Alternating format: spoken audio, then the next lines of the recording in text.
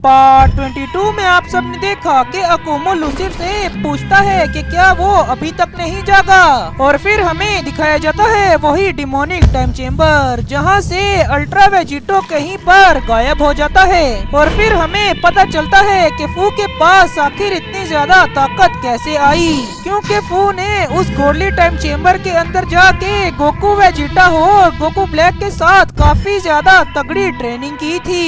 और आखिर में हमें दिखाया जाता है कि उन इविल गॉड्स और एंजल्स के प्लेनेट पे एक अनजान शख्स फ्रीजा की उस नई फॉर्म की ताकत को सेंस करके अचानक से ही उठ जाता है। और अब आगे तभी हमें दिखाया जाता है लॉर्ड बीरस का प्लेनेट, जहाँ से लॉर्ड बीरस ग्रेनोला हो और वीस प्लेनेट अर्थ के लिए निकल चुके होते हैं। और जैसे ही लॉर्ड बीरस ग्रेनोला हो और वीस प्लेनेट अर्थ पे पहुँचते हैं तो अचानक से ही गोहान ग्रेनोला की एनर्जी को सेंस करके कहता है ये एनर्जी तो ग्रेनोला की है, पर ये एनर्जी मुझे इतनी ज्यादा डिफरेंट क्यों लग रही है। ग्रेनोला तो पहले से काफी ज्यादा ताकतवर लग रहा है। और तभी गोहान लॉर्ड बीरस वीस और ग्रेनोला के पास आ जाता है। और जैसे ही गोहान लॉर्ड बीरस वीस और ग्रेनोला के पास आता है तो तभी लॉर्ड बीरस गोहान से कहते हैं, ए बच्चे, अपने उन सभी दोस्तों को बुला लो जो हमारे साथ इस इवल गॉड्स और एंजल्स की जंग में लड़ने वाले हैं, क्योंकि मैं उन्हें कुछ समझाना चाहता हूँ। वैसे भी यूनिवर्स 11 और यूनिवर्स 6 यहाँ पे कुछ ही देर में पहुँच जाएगा, तो बस हम उनके साथ ही इस प्लान को कंटिन्यू करेंगे। और फिर गोहान सभी जी फाइटर्स, मेरा मतलब उन सभी योद्धा को बुला लेता है जो उस इवल गॉड्स और एंजल्स की जंग में लड़ने वाले हैं। और लॉर्ड बीरस उन सभी फाइटर्स को देख के काफी ज्यादा खुश होते हैं, पर किंग वेजिटा लॉर्ड बीरस को देख के काफी ज्यादा डर जाता है। और तभी लॉर्ड बीरस किंग वेजिटा को देख के गोहान से पूछते हैं, ए गोहान, क्या वो वेजिटा का पिता है जो वहाँ पे खड़ा हुआ है? और तभी गोहान कहता है, जी लॉर्ड बीरस, वो किंग वेजिटा हैं और वो वेजिटा के पिता हैं जो वहाँ पे खड़े हुए हैं। और तभी लॉर्ड बीरस किंग वेजिटा के पास जाके किंग वेजिटा से कहते हैं, हे किंग वेजिटा, तुम फ्रीजा के उस खतरनाक हमले से बच कैसे गए? मुझे तो लगा था उस प्लेनेट पे सारे साइंस मारे जा चुके होंगे तुम्हारे साथ, पर तुम तो बच निकले। तुम तो काफी ज्यादा ही लकी हो किंग वेजिटा। और फिर हमें दिखाया जाता है कि यूनिवर्स 11 और यूनिवर्स 6 के सभी फाइटर्स प्लेनेट अर्थ पे पहुंच चुके होते हैं। और यूनिवर्स 11 के सभी वॉरियर्स आए होते हैं। और यूनिवर्स 6 में से प्लेनेट सडाला से किंग सडाला हो और कुछ और साइंस आए होते हैं, काबा केल हो और कोलिफ्ला के अलावा भी। और किंग वेजिटा किंग सडाला को देख के काफी ज्यादा शॉक्ड होते हैं। और तभी किंग वेजिटा कहते हैं, सडाला? और किंग सडाला किंग वेजिटा को देख के कहते हैं, किंग वेजिटा?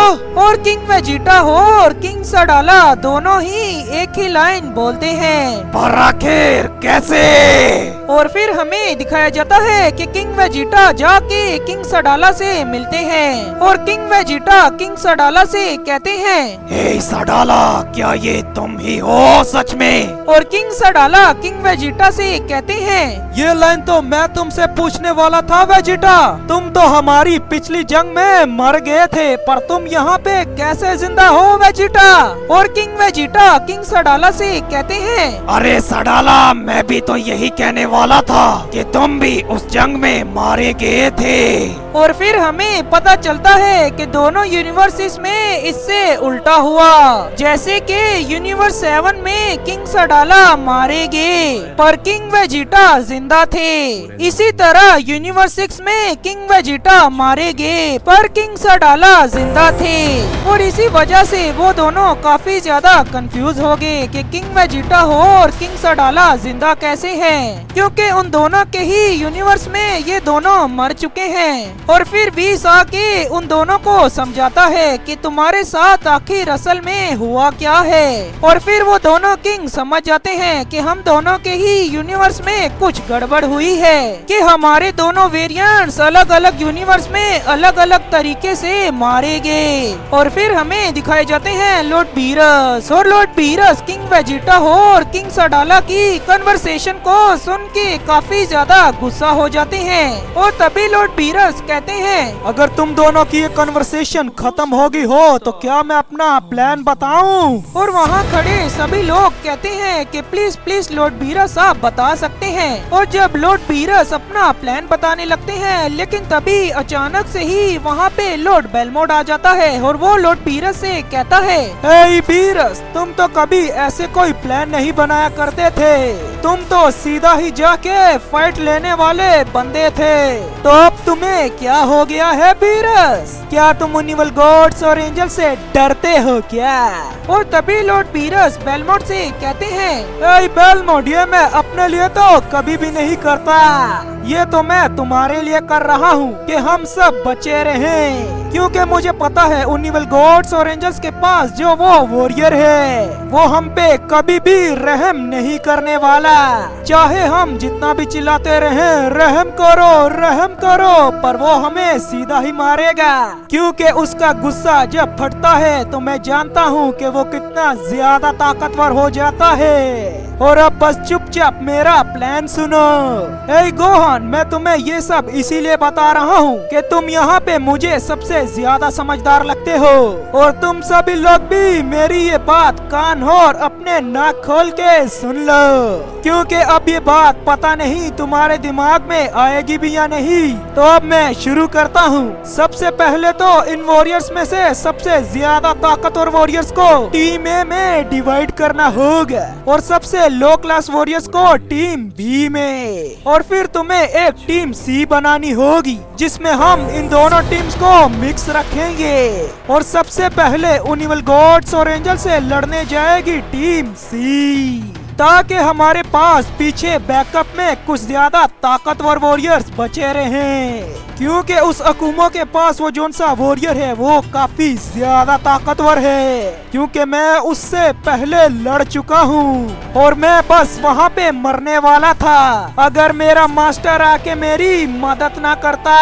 और वीस ये बात सुन के लॉर्ड बीरस की ओर देखता है और वो फिर लॉर्ड बीरस से कहता है, माय लॉर्ड, आप क्या सच में अपने मास्टर की ही बात कर रहे हैं? क्या आपका मास्टर अकुमो के उस फाइटर से लड़ चुका है? पर आपके मास्टर टेरिन तो मारे गए थे, उन्हें किसी ने मारा था, ऐसा आपने ही तो मुझे बताया था माय लॉर्ड। क्या वो उस अकुमो का ही फाइटर था?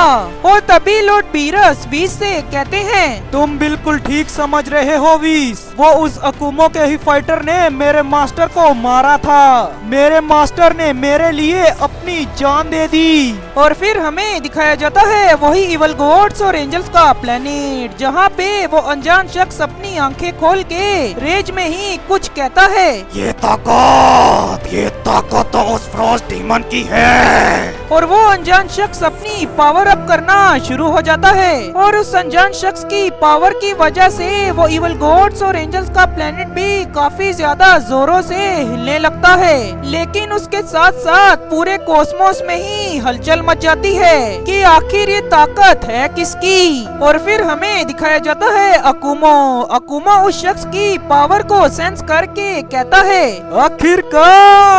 आखिरकार वो टाइम आ ही गया। ए लूसिफ, अपने सभी योद्धाओं को कह दो कि जंग के लिए तैयार हो जाएं, क्योंकि लूसिफ मेरा सबसे ज्यादा ताकतवर योद्धा जाग चुका है। यहाँ तो मैं कहूँ मेरा इकलौता बेटा राइकोन जाग चुका है। और फिर हमें दिखाया जाता है राइकोन, और राइकोन अपनी अभी भी पावर अप कर रहा होता है, लेकिन तभी अचानक से ही राइकोन अपनी पावर अप को रोक देता है और वो अचानक से ही कुछ कहता है, पिताजी, मैं उस फ्रोस्ट डीमन को छोड़ूंगा नहीं। उस कमीने फ्रोस्ट की एक गलती की वजह से हमारा ये पूरे का पूरा यूनिवर्स ही तबाह कर दिया गया। उस कमीने फ्रोस्ट डीमन की तो। और फिर हमें दिखाई देता है अकुमो, और अकुमो राइकोन के पास जाके उससे कहता है, हे राइकोन मेरे बेटे, अब तुम उस फ्रोस्ट की पूरी स्पीशीज को ही मिटा देना, क्योंकि अब तक तो वो कब का ही मर चुका होगा। उस वक्त तो वो था यूनिवर्स 2 का गॉड ऑफ डिस्ट्रक्शन। उस कमीने फ्रोस्ट डीमन ने तुम्हारे साथ काफी ज्यादा बुरा किया मेरे बेटे।